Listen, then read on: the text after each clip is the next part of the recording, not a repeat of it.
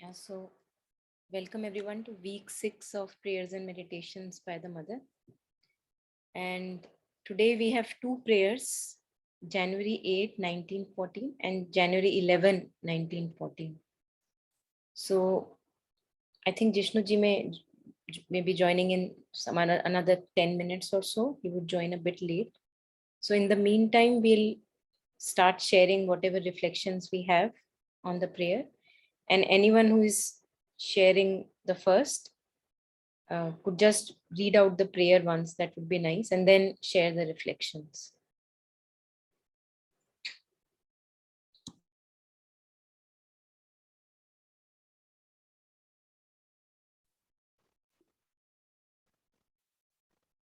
Namaste, Dr. Monica and others.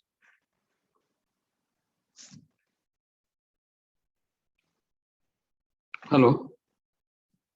Yes, Namaste Rashmi ji. Please read the prayer and then please share your reflections. January 8, 1914. Let us shun the paths that are too easy and ask no effort. The paths which give us the illusion of having reached our goal. Let us shun that negligence which opens the door to every downfall. That complacent self-admiration which leads to every abyss. Let us understand that however great may have been our efforts, our struggles, even our victories, compared with the distance yet to be traveled, the one we have already covered is nothing. That all are equal, infinitesimal grains of dust or identical stars before eternity. But thou art the conqueror of all obstacles, the light that illumines all ignorance, the love that vanquishes all pride, and no error can persist in front of thee.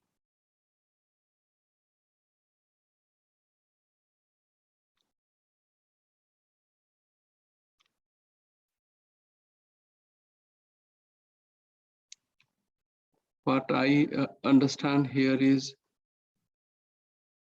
that there is a long way to go.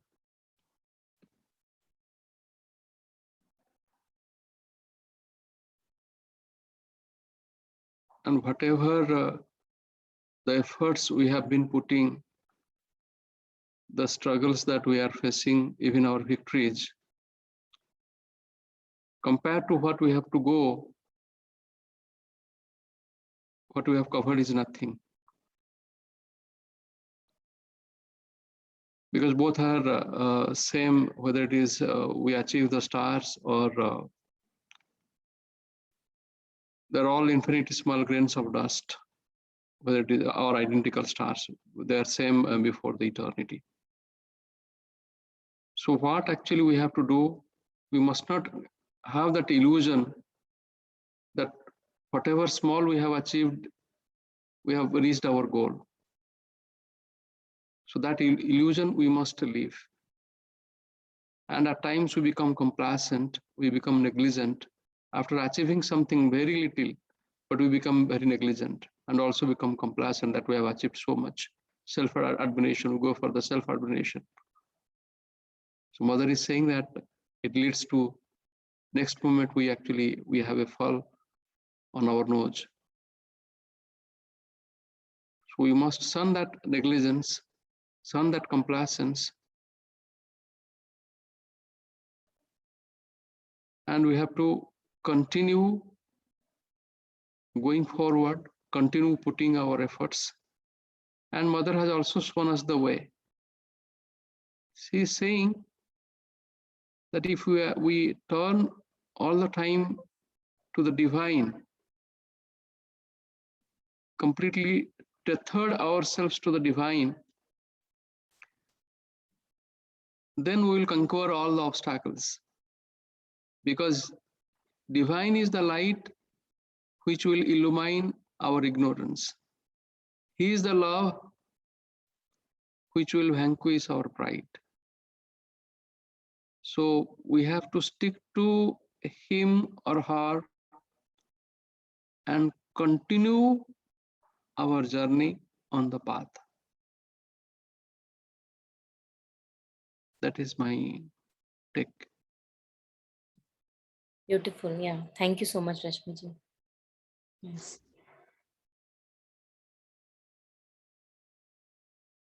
Yeah. So I think Chitraji would today be listening. She's in the middle of something. And Chitraji, if you feel like sharing in the middle, whenever you have time and space, please do that. And Yes, Monica. Yeah, yeah, I'll do. yes. Thank you. Shweta, would you like to go next?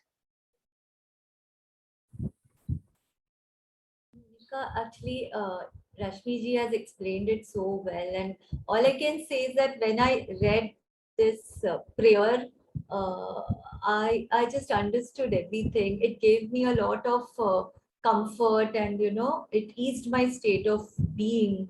And I found a lot of answers to what I was looking for. So That's beautiful. yeah. Great. Great. So I'll just go over the prayer once and then we'll see what comes up. Let us shun the paths that are too easy. Many a times we have conflicts, in human relationships, workplace, in our own being, there are conflicts. And these conflicts are bound to be because the way manifestation is right now, the descent from fall from the heaven or the fall from the state of Satchitananda. We may strive for Satchitananda, which is the divine consciousness, but we know that we are not there mostly. We most of the times we are in the state of ego consciousness, which is a very limited consciousness, which cannot see the whole picture, and hence the conflict. But imagine that if someone is able to see the whole picture, he see why I got this accident today. In the whole picture, that accident may have a plan, it may be in resonance with the whole picture. I'm just giving a very trivial example here. But when I look at in a very limited narrow view, that accident appears like, oh my God, how did it happen? Why could it happen? And what bad did I do in the past life and all that, because we do not have the whole picture, the large picture. And that's the state of the supermind, where the larger picture is present. In Savitri also, at many places we see that the large picture is always there, as if you're seeing everything from the mountain top, and you have the larger view of all the events that shaped or are shaping your life. But unfortunately or fortunately, I don't know, we can use any term, but the status is that we are growing from ignorance to light. We are growing from ignorance to knowledge. And hence there are many conflicts on the way that all of us as human beings have to go through. And that is the purpose of avatars taking birth, and time to time mystics and masters coming, showing us the guiding light, that what is the way, because at times things become so dark that we don't know how to find light, although we may strive for light, but we don't know how to find light. And that's not with a few of them, that's with each one of them. At any point of time in their life, we are faced with conflicts. But then what is the way out? Conflicts are going to be there, the way we are limited by mind consciousness, very limited view. So mother says that go through it. Go through it. In other terms, what mother is saying, that shun the paths that are too easy, that gives you a satisfaction of, hey, you have reached, people admire you and everybody agrees with you, and hey, there you are, you have reached. But the divine consciousness is something where we can never say that now I am fully divine. One can always go deeper into divine consciousness because it's infinite. One can grow and grow and grow in divine consciousness. So let us shun the paths that are too easy. Let us face our challenges. Let us go through them, grow through them, make the necessary progress, and ask no effort. Sitting in my home in the comfort of four walls, not interacting with anyone, just reading Life Divine, there is no conflict. Perfect. Everything is so beautiful. But the moment I begin to interact with anyone, there I see where I am really, practically. That the life divine may be there intellectually in me, but it has not yet manifested for me. But that does not mean that I should stop reading life divine. That just means that I should not get complacent and satisfied with my knowledge and whatever I may be reading, spiritual stuff, or whatever advice or suggestion one may give to each one, with friends and others. And so let us shun the paths that are too easy and ask no effort, the paths which give us the illusion of having reached our goal. Now our goal is supramental consciousness, which is far, far, far the way we are right now. So we have to take baby steps. These baby steps are very important that we take. And that's all that we can do. One drop of poison less today, one drop of poison less today, one drop of poison less today. That's what we have to do. Become more observant, more vigilant of our own behavior, own inner movements, actions, and then take whatever step is necessary to purify them, to refine them, to turn them to the divine. Yeah. And it's not, by birth, not everyone is turned to the divine. We come to the divine owing to our failures, mistakes, errors, and all the blows that we get in life. That is how somehow the human life is, that after the blows we turn to the divine. And again, that's how just the process is right now in collective, again, human evolution. So let us shun that negligence which opens the door to every downfall. Now, every downfall, what is a downfall really? A downfall is the trap of ego consciousness. The moment I am in trap of ego consciousness, I am very limited, I am rigid, I just know my own point of view. I cannot see the other point of view. And I want to just believe that I am right and the others are wrong, or the universe is wrong, or whatever, So this limited, narrow view that we have, when we get into the trap of limited mind, limited ego, there we get the downfall.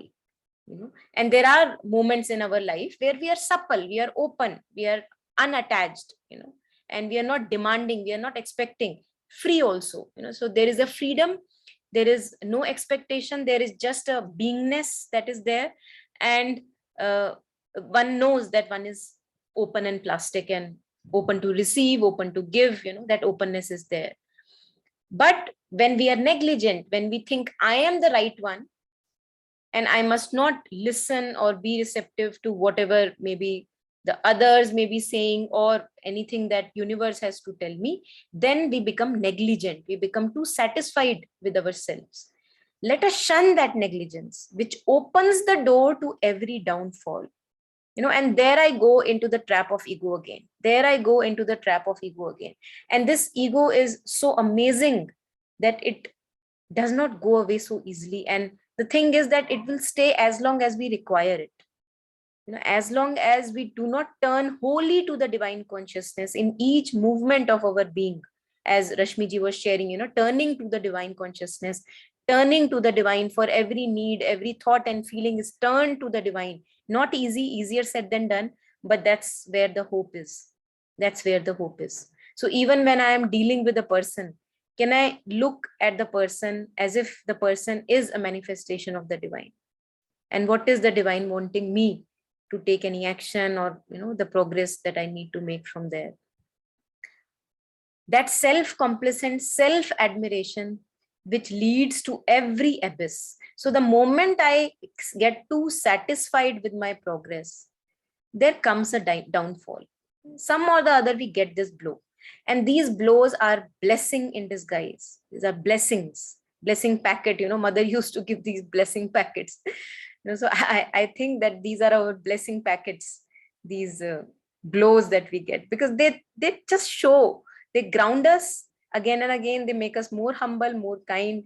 They tell us that there is a lot more to be done, lot more. Where are you? Don't get too satisfied.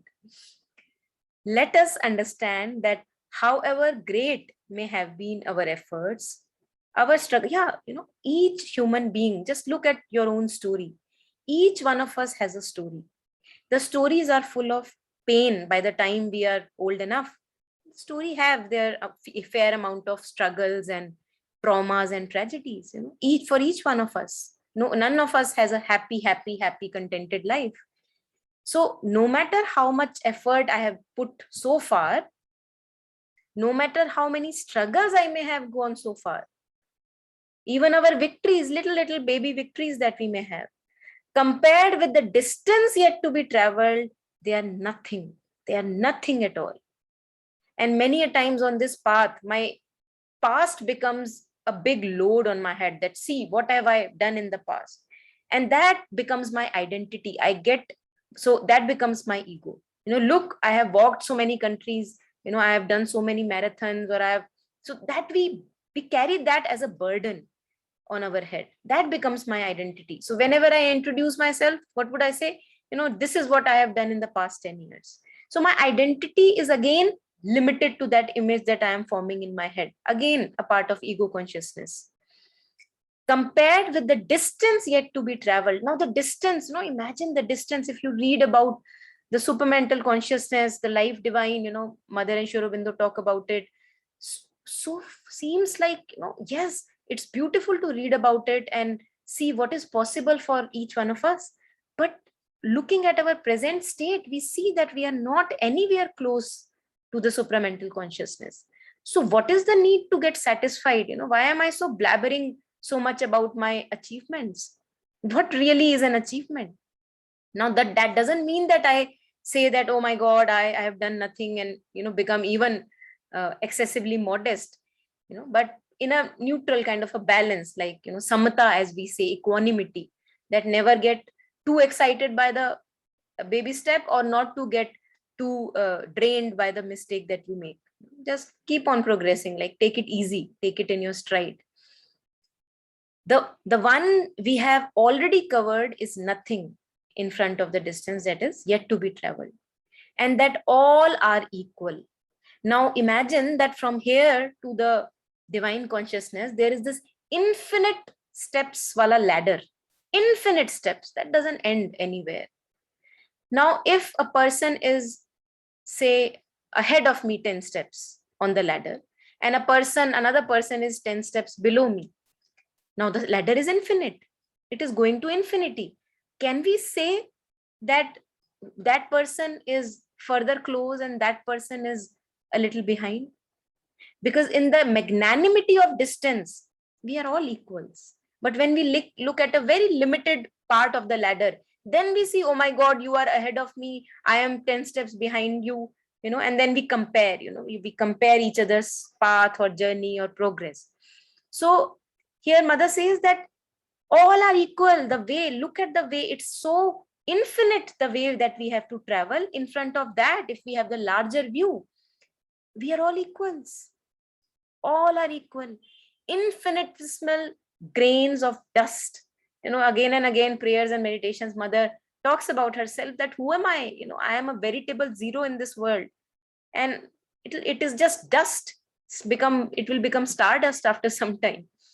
So I'm just nothing. It's just you who are kind of using. So either the divine work gets done through me or somebody else. How does it matter? We are all dust.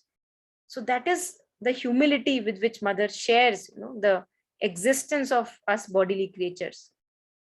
Infinitesimal grains of dust, or then she also gives another analogy, identical stars. When we look at stars, now when I'm looking at a limited field, some stars may be brighter, some may be not so bright. Yeah. But when I go even further, further and further, and look at the galaxies, all the stars look alike. There is no, even brightness cannot be compared. All of them just dots of light.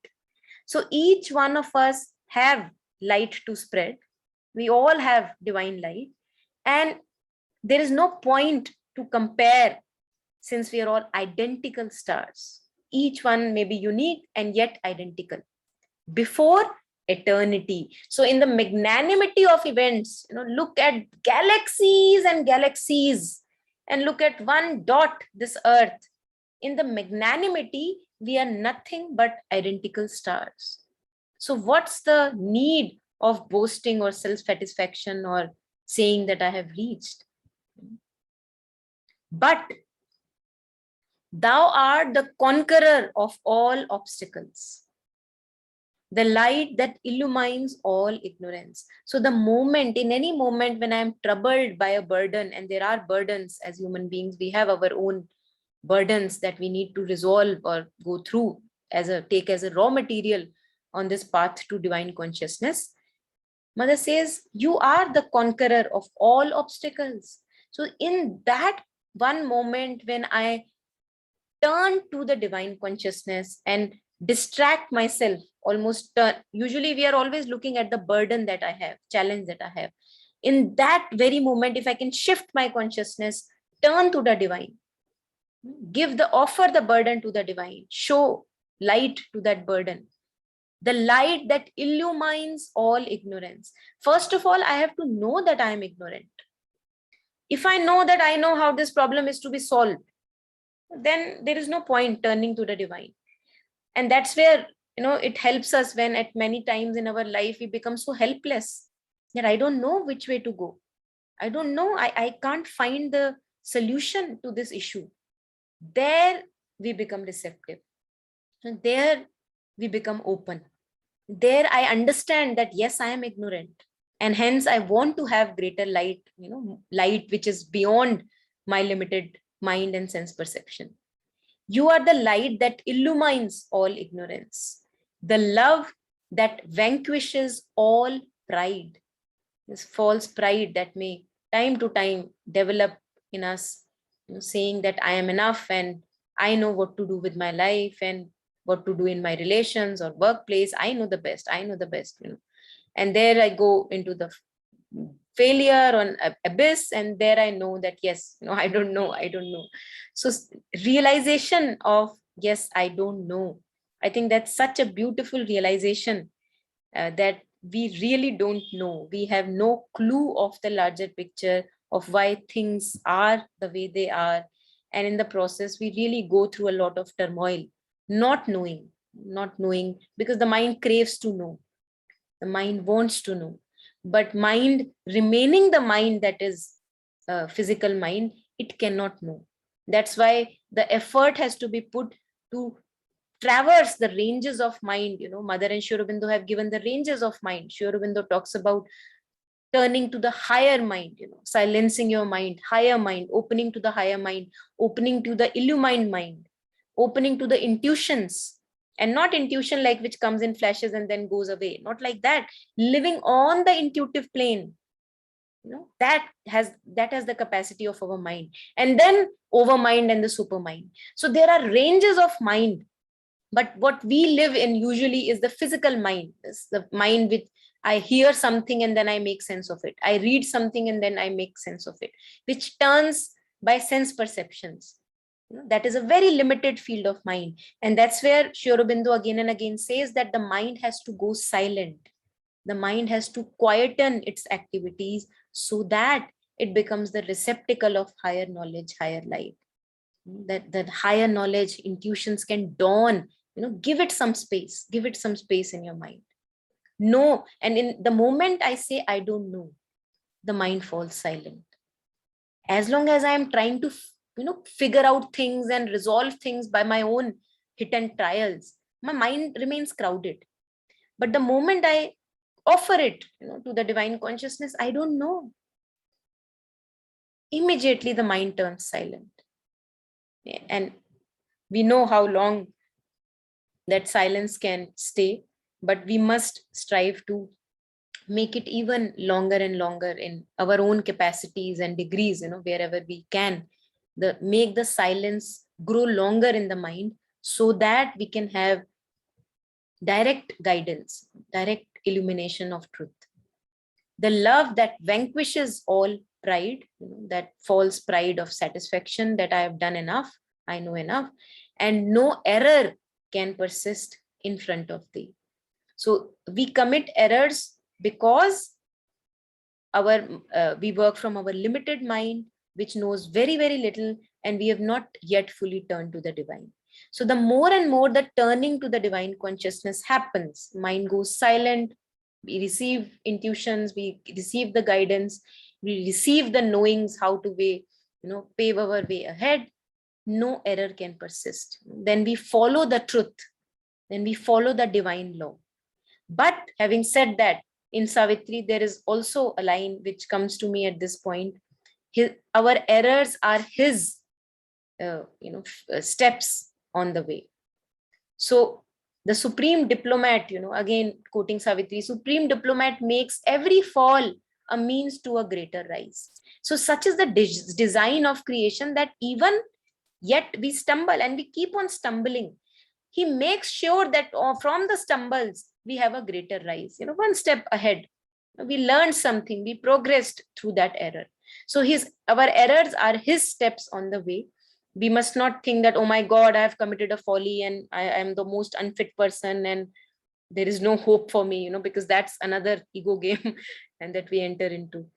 Yeah, so I think it's beautifully, I think Rashmiji started with that turning wholly to the divine with every thought, every feeling, slowly in every sense perception, every movement, little movement of life. If we can do that, I think that's just the pilgrimage that we have to walk through in this life.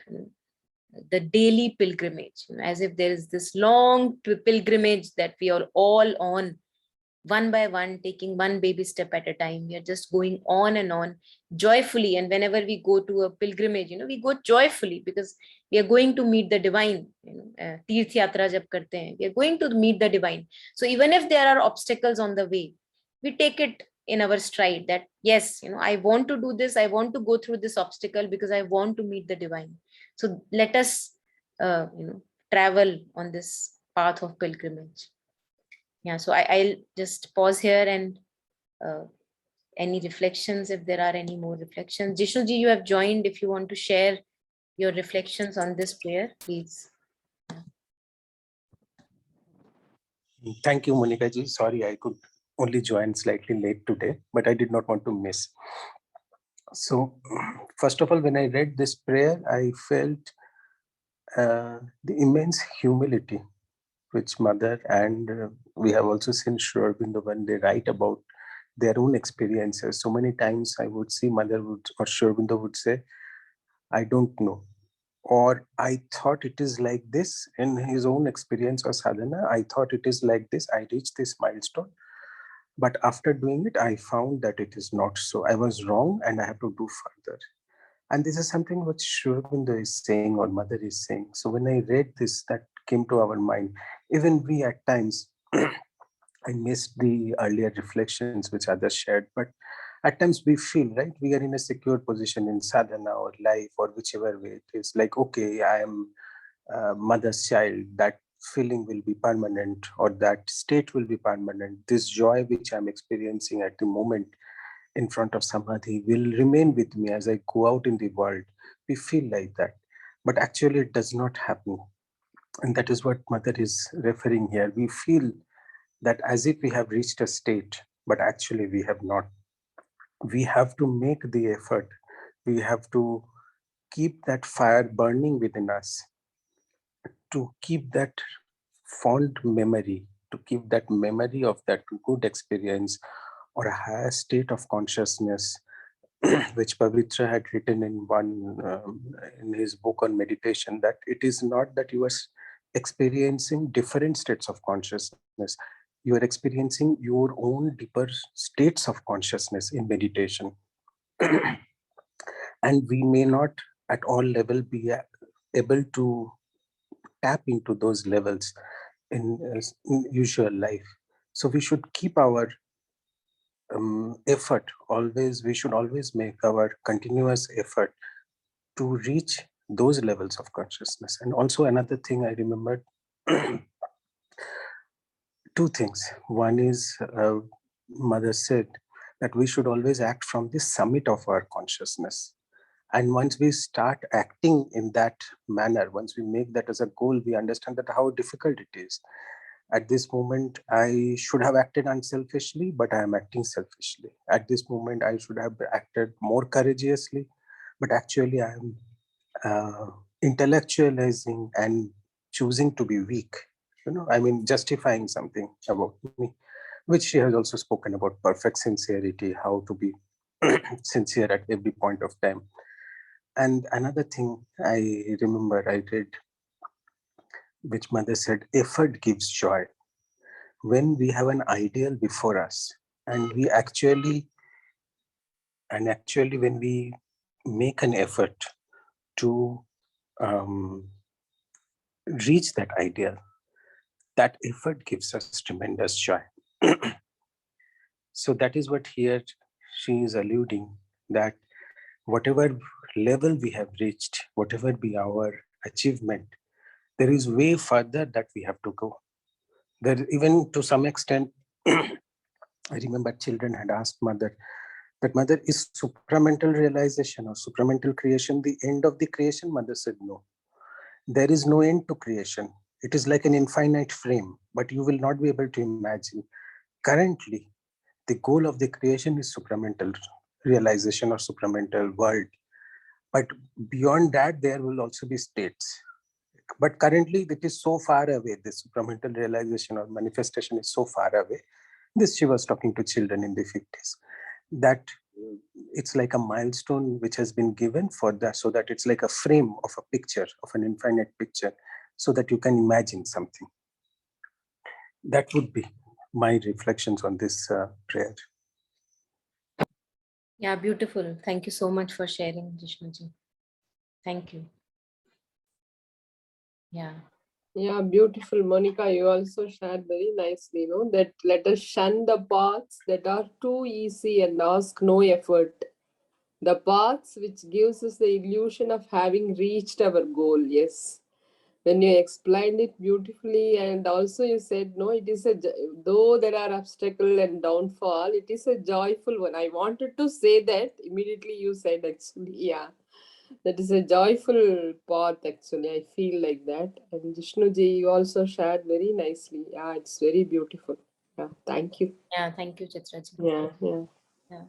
Yeah. I also see that many a times, when the challenge is really very heavy emotionally, mentally, at times, there are phases, because one never knows what is to come forward in our life. One may be having a very joyful time in sadhana, and the next day you see something really heavy happens, and something really that disturbs you completely.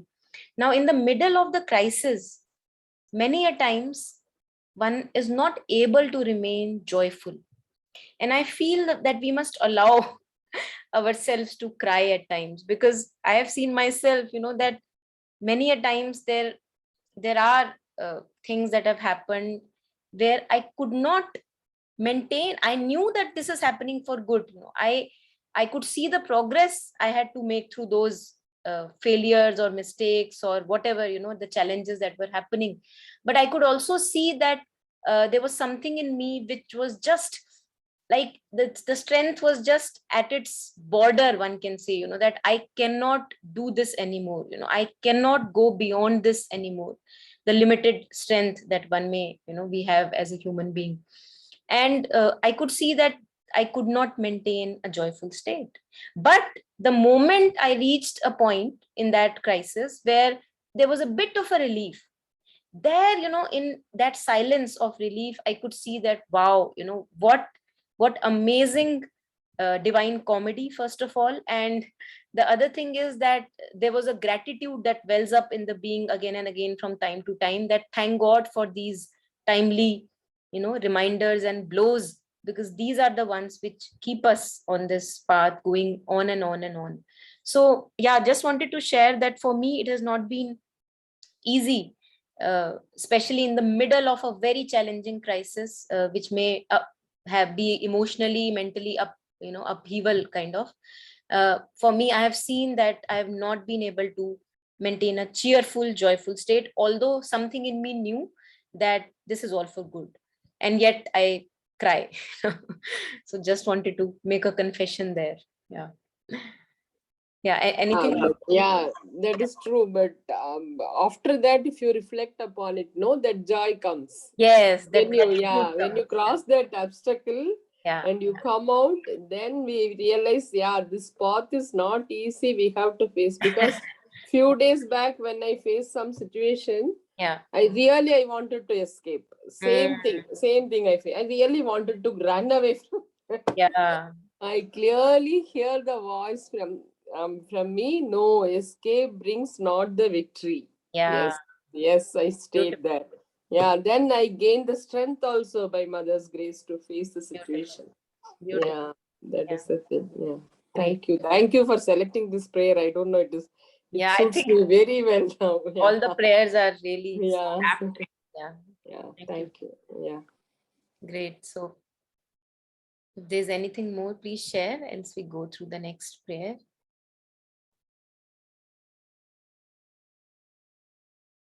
Yeah. So let us go through this one. It's a bit longer, but again, a very beautiful one. And very, very practically relevant also. So whoever wants to go first, it would be nice if one can read the prayer first and then share the reflections. I'll just read the prayer. Yes, please. Yeah. Yeah, because every moment, all the unforeseen, the unexpected, the unknown is before us. Every moment, the universe is created anew in its entirety and in every one of its parts. And if we had a truly living faith, if we had the absolute certitude of thy omnipotence and thy sole reality, thy manifestation could at each moment become so evident that the whole universe would be transformed by it. But we are so enslaved to everything that is around us and has gone before us. We are so influenced by the whole totality of manifested things, and our faith is so weak that we are yet unable to serve as intermediaries for the great miracle of transfiguration. But Lord, I know that it will come one day. I know that a day will come when Thou wilt transform all those who come to us. Thou wilt transform them so radically that, liberated completely from the bonds of the past, they will begin to live in Thee an entirely new life, a life, yeah, a life made solely of Thee, with Thee as its sovereign Lord. And in this way, all anxieties will be transformed into serenity, all anguish into peace, all doubts into certainties, all ugliness into harmony, all egoism into self giving, all darkness into light, and all suffering into immutable happiness. But art thou not already performing this beautiful miracle? I see it flowering everywhere around us. O divine law of beauty and love, supreme liberator, there is no obstacle to thy power. Only our own blindness deprives us of the comforting sight of thy constant victory. My heart sings a hymn of gladness, and my thought is illumined with joy. Thy transcendent and marvelous love is the sovereign master of the world. I'm reading this now only. Actually, I couldn't do it today or yesterday. Yeah. Thank you for this. Yeah, very beautiful prayer again. Yeah. So if there is any reflection that comes up, Chitraji, please share anytime. Yeah. Later I will share. Yes. Yeah. Thank you. Thank you. Great. So anyone who wants to share first?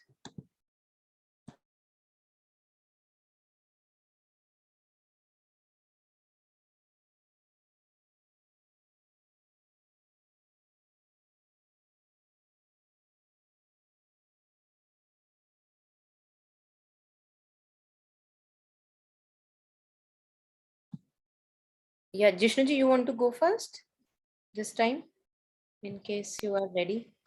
Surely. Yeah. So, first of all, when I read this, I felt it is very profound. Mother, of course, has been very poetic, but it is very, very profound what she's saying here. Every moment, all the unforeseen, the unexpected, the unknown is before us. Every moment, the universe is created anew in its entirety and in every one of its parts. And she somewhere has said that every moment this universe is being recreated and it is evolving in entirety. Later, she has spoken somewhere, we are all part of it. We don't think like that, but if we imagine, just if you imagine the immensity of the picture that she is drawing her, we will be, we will feel like a little speck of dust. And if we had a truly living faith, if we had the absolute certitude of thy omnipotence and thy sole reality, thy manifestation could at each moment become so evident that the whole universe would be transformed by it. And that is the second line we are saying, but if we had a living faith, that absolute certitude that the divine is the ultimate thing and that the divine will is the only reality which will be victorious, then the world would be world will be transformed with it. And why? Because currently how the world is not only the divine forces, but there are other forces or other forces representing the dark forces have also manifested. But we are so enslaved to everything that is around us, that has gone before us. We are so influenced by the whole totality of manifested things, and our faith is so weak that we are yet unable to serve intermediaries for great miracle of transfiguration. At a very, very practical level, I think Monica ji, before she introduced this prayer, she said practical. At a very, very practical level, what immediately comes to my mind is what mother is saying here. We are so enslaved by the current things, what has gone behind us, okay, what has gone beyond us. And today only I was thinking that somebody was telling me that if we stop thinking negative, uh, if we have a positive frame of mind, then things become easy. And what came to my mind is we at times think negative because of the past experiences, right? We have been maybe mistreated. There have been past experiences in our life because of which we think negatively. And possibly that is what mother is exactly saying in some way, that we are so enslaved. I had a personal past bad experience probably, and I am attached to that experience. But that is one of the many possibilities or probabilities in this earth universe. That is not the unique and the absolute possibility. So while that I have my limited reason to shape my behavior in that way, but it should not be. And that is the first practical application what I see of here what mother is saying, that we are so enslaved by our surroundings. That is, first of all, we have limited view, what has gone behind us with our personal experiences, that our view is tremendously limited. We are unable to fathom what is happening at this point of time. But I, Lord, I know that it will come one day. I know that a day will come when thou wilt transform all those who come to us. And actually, because of this negative views or limited views, what is happening is we are unable to be ourselves. All the fear, the negativity, the restrictions in our mind, why they are bad? Why do we consider them as bad? Because they do not allow us to be our true self. We all, in our true self, are parts of the divine. But if we are not true self, then we are not being the divine intermediaries. And that is what mother is saying, that because of all these XYZ reasons, we are unable to be the intermediaries of this miracle, which means we are not being able to ourselves. But and one of the reason is we do not have faith. If we had that faith that ultimately what is happening in life is done by divine and the best will happen, we will have no fear, no negativity, no bitterness, but we do not have that. But Lord, I know that it will come one day. I know that a day will come when thou wilt transform all those who come to us. Thou wilt transform them so radically that, liberated completely from the bonds of the past, they will begin to live in thee, an entirely new life, a life solely made of thee, with thee as the sovereign Lord. This is extension of what I said, that once we are free from the bondages or the frameworks of the past, probably we will be able to see the reality, the true light, when we have the true faith as well. And we will be able to live a full life where divine is our goal. And in this way, all anxieties will be transformed into serenity, all anguish into peace, all doubts into certainties, all ugliness into harmony, all egoism into self-giving, all darkness to light, and suffering into immutable happiness. This is to some extent which Chitraji just shared. During the last prayer, she said that I wanted to escape, but I saw that, I mean, she will not get victory. Exactly that is what Mother is saying here. When we live with that inner faith on the divine or Mother or whoever our Guru is, and some one line was coming to me, but I'm not getting fully. What is that? Peace in storm, calm in action. If we do that, there is another couple of lines to it. But if we have that peace in storm, we are calm in action, and we are striving for our this higher goal, then this is what we are aspiring for. Some senior person was telling me, once you are in, be it in spiritual life or in yoga, do you think the troubles will stop? They will not stop. But your viewpoint of your viewing of the troubles will change. Your life will not change. Your external circumstances will not change. What will change is how you view them. Just because you are in an ashram or center or somewhere else will not stop the troubles, because you never know what can befall upon you. Even in Pondicherry ashram, we know many things had happened, financial difficulties, other troubles, but that doesn't mean Mother Shobinda is getting perturbed. Of course, they were divine people, but what we meant to say is that is what we have to learn from them.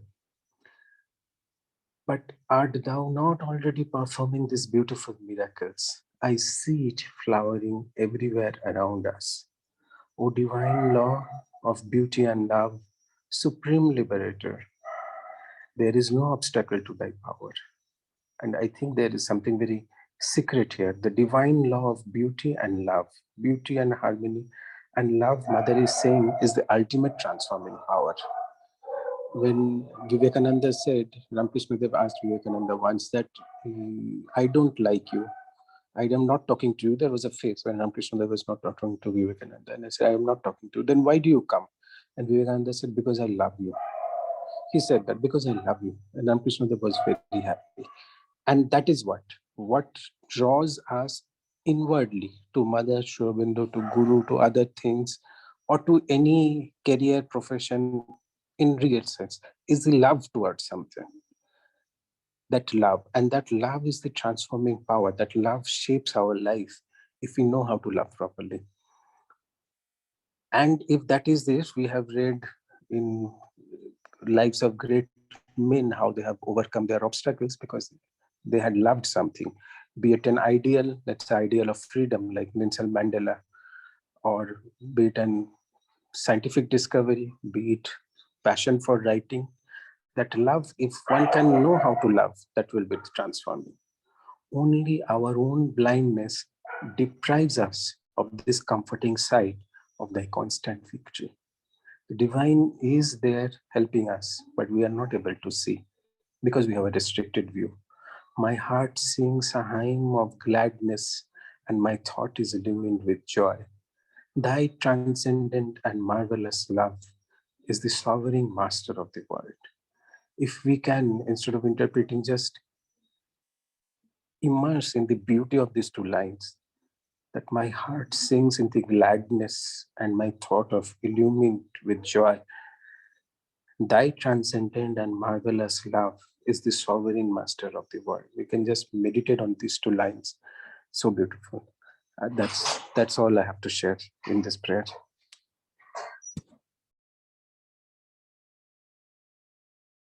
Yeah, thank you so much, Jishnuji. That was really very beautiful and elaborative. Thank you so much. Yeah.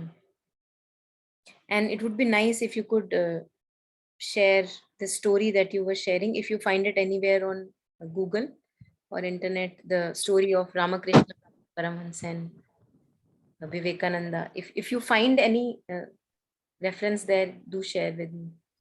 Yeah, that was really nice. Great. So yeah, who wants to share next? Any further reflections? Even if Jishnu ji has already elaboratively shared, but it would be nice to hear if you have any even few lines which resonated more strongly than the other part, and how did you connect it personally? Yes, Shweta. Yeah. The whole prayer connected personally, but yeah, I would like talk about those few lines below actually, Monica. Uh, uh, yeah. So, like I'll go backward. O divine. So, O divine law of beauty and love, supreme liberator, there is no obstacle to thy power. So, this,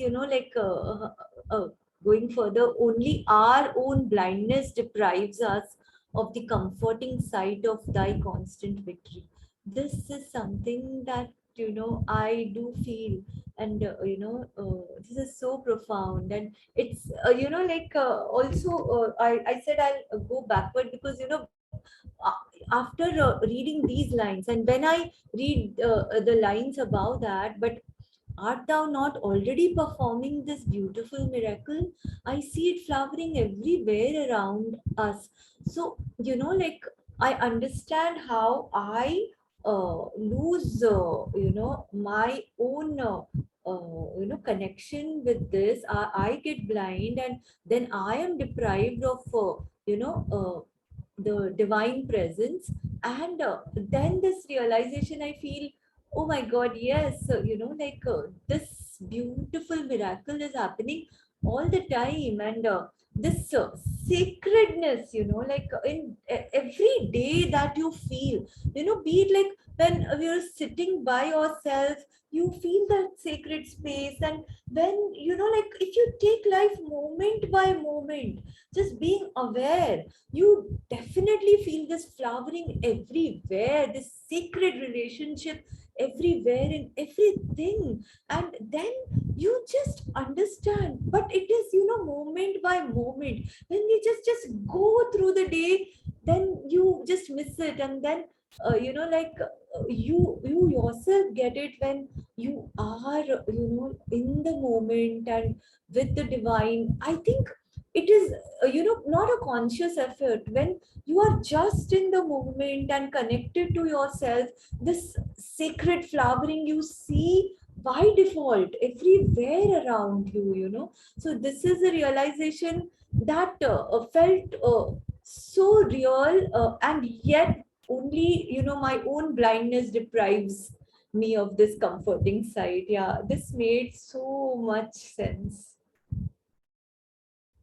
That was like my Yeah, that was reflection. beautiful. Thank you so much, Shweta. Yeah, absolutely.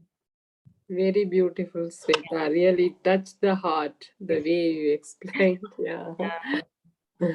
You share something, Chitraji, if you have any reflections on this. Yeah, just before some lines, I mean, go to the, previously, this one. Yeah, I know, no, before that, about the past, she told, no, something. Yes, Yeah, yes, yeah. yeah. Here, Enslaved by the past, right? yeah. Yeah, was that? Yeah, enslaved to everything Yeah. gone But before. we are so enslaved to everything that is around us and has gone before us. Yeah, that is the mind game. No, always the mind plays the, like a recorder actually, plays the fast. Every time, if anything happens in the present also, it will connect with the past, that especially the adverse circumstances. Again and again it is playing, no, actually. So that one came to me when I read this line, enslaved. Yes, the mind is totally a slave to the past, I feel actually. So of course I can see it separately now. I can detach from that playing of the past things. But anyhow, it is there. It is there always. That only make us, I mean, I feel blind to see the marvel and see the miraculous happenings and all. Only that slavery, I mean, slavery of the mind, I can say, yeah. Yeah, always connecting with the past. It is not at all necessary, no, actually. No, I clearly see it is not at all. One part is seeing it is not necessary. Clearly it assured, but that mind is playing the game always. Yeah, that is what I want to share now. Yeah, Yeah. thank you so much. Yeah, absolutely. I think this blindness is actually coming from the mind only. It's so active Yeah, all the time. yeah, Yeah, makes a big wall between yeah. us and the. Of course, I'm not giving much attention to it, but it is there. It is there. Yeah. True. Yeah. Mm.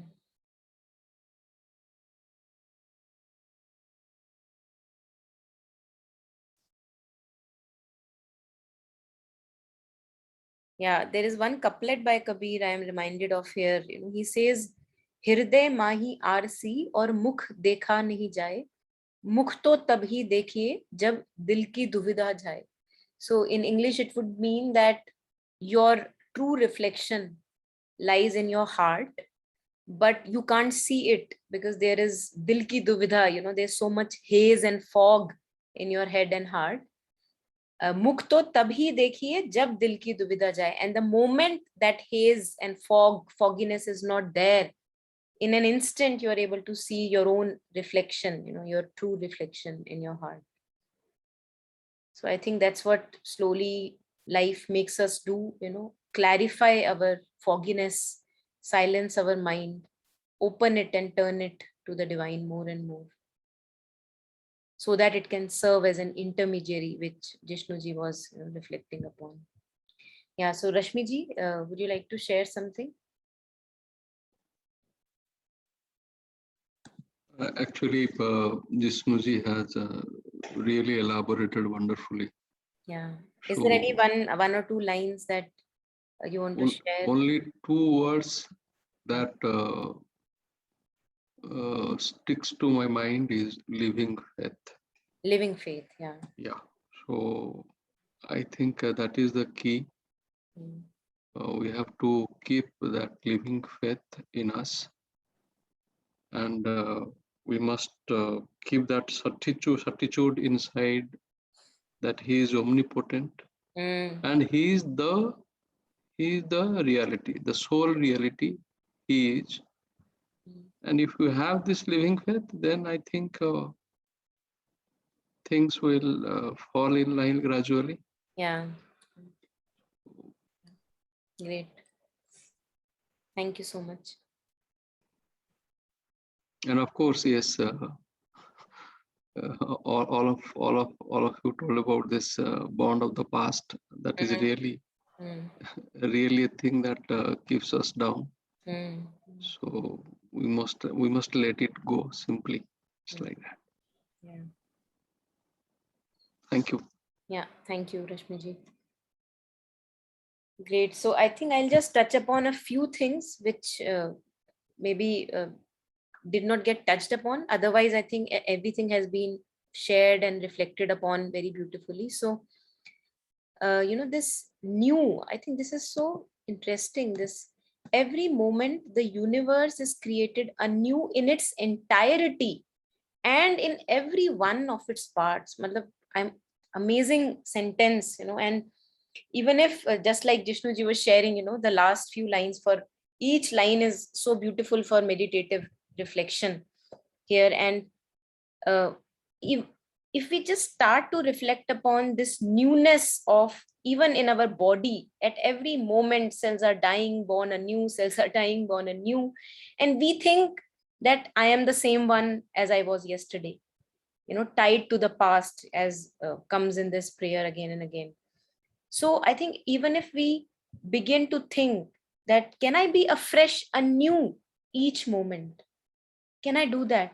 And I think with Mother and Sri Aurobindo also, when I talk about Krishnamurti at times, you know, Krishnamurti also says that if you are burdened with the past, you cannot look clearly.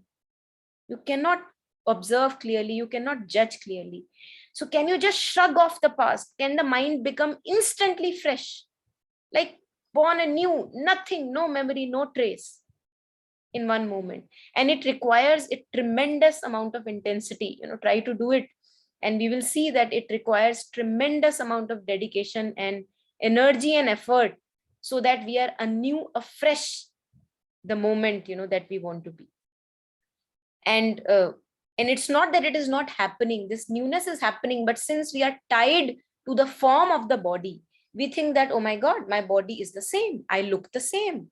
Yes, subtle differences here and there, but I look the same, so I am the same person.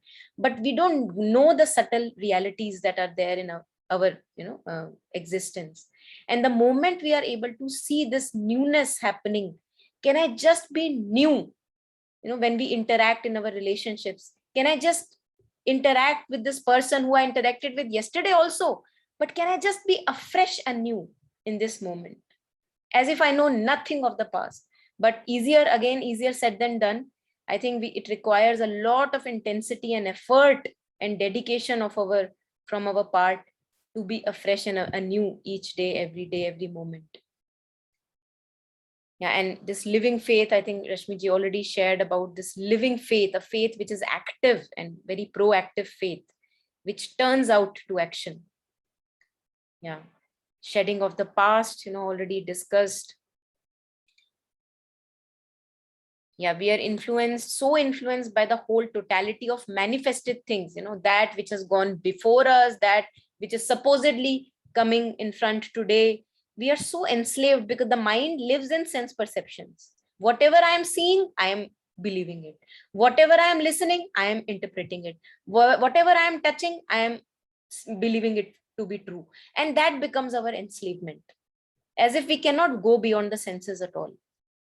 There is also a world beyond the senses. There also a reality beyond the senses. But we are totally enslaved owing to this physical mind that we have, which is bound to the sense perceptions. We are totally enslaved to that kind of a reality. And we negate the further reality, the greater reality. And I think, again, we have to make our faith more stronger, knowing that whatever is happening for good.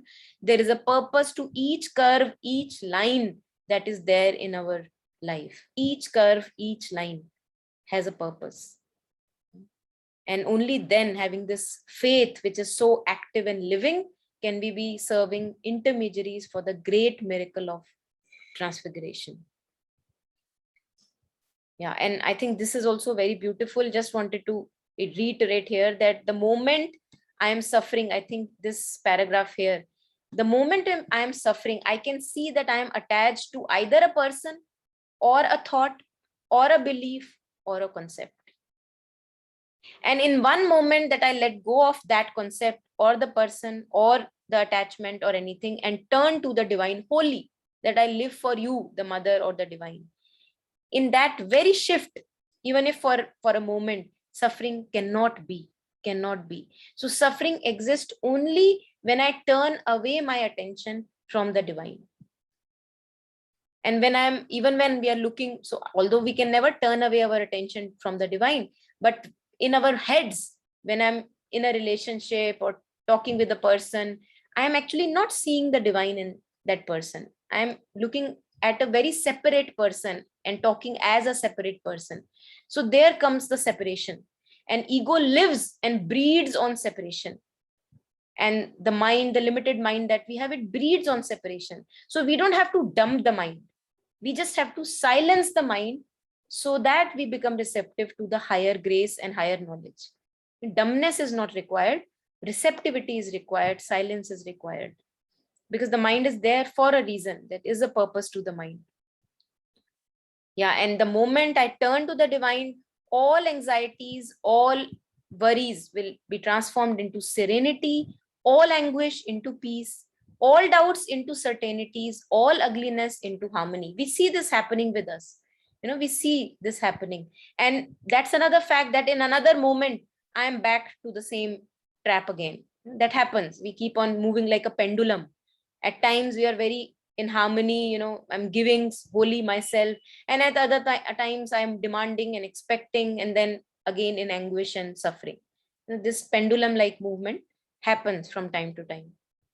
And that's where our work lies or sadhana lies. Yeah, I think this already Shweta shared very beautifully. Yeah, I think that's it. That's about it. Yeah.